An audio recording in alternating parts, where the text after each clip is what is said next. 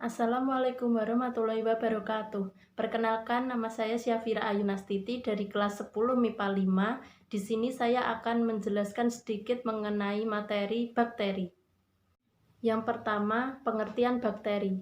Bakteri adalah kelompok organisme yang tidak memiliki membran inti sel dan termasuk ke dalam domain prokariotik yang mempunyai ukuran sangat kecil atau biasa disebut mikroskopis. Yang kedua, tentang bentuk bakteri. Bakteri ditemukan pertama kali berbentuk tongkat, tetapi ternyata bakteri memiliki berbagai bentuk, mulai dari bola atau bulat yang disebut kokus, sampai batang disebut bacillus, namun juga ada yang batang berbentuk melengkung, sedikit melengkung atau koma yang disebut vibrio, dan juga bentuk spiral. Berbagai bentuk ini ditentukan oleh dinding sel dan sitoskeleton. Yang ketiga, tentang struktur tubuh bakteri. Jika kita perhatikan gambar ini, kita bisa membagi struktur pada bakteri menjadi dua, yaitu struktur luar dan dalam.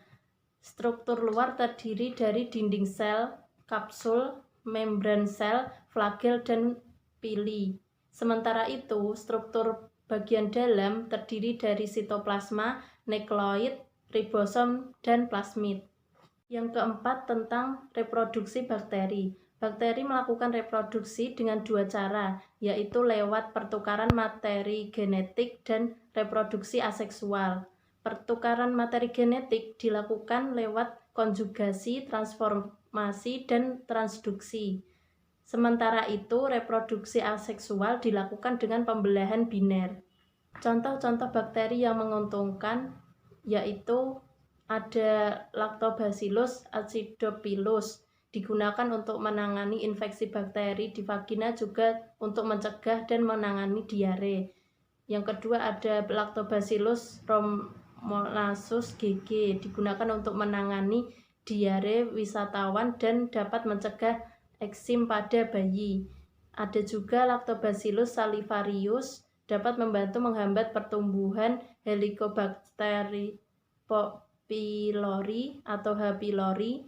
H. pylori merupakan bakteri yang memicu terjadinya tukak lambung dan lain sebagainya. Sedangkan bakteri yang merugikan itu ada bakteri E. coli, dapat menyebabkan diare, sakit perut, dan muntah-muntah. Ada juga bakteri yang merugikan, contohnya bakteri E. coli yang dapat menyebabkan diare, sakit perut, dan muntah. Juga ada bakteri Campylobacter menyebabkan infeksi dengan gejala umum diare, kram, sakit perut, dan demam. Juga ada bakteri Listeria yang dapat menyebabkan demam, menggigil, sakit kepala, sakit perut, dan muntah, dan lain sebagainya. Sekian presentasi dari saya, Syafira Ayunastiti. Kurang lebihnya mohon maaf. Wassalamualaikum warahmatullahi wabarakatuh.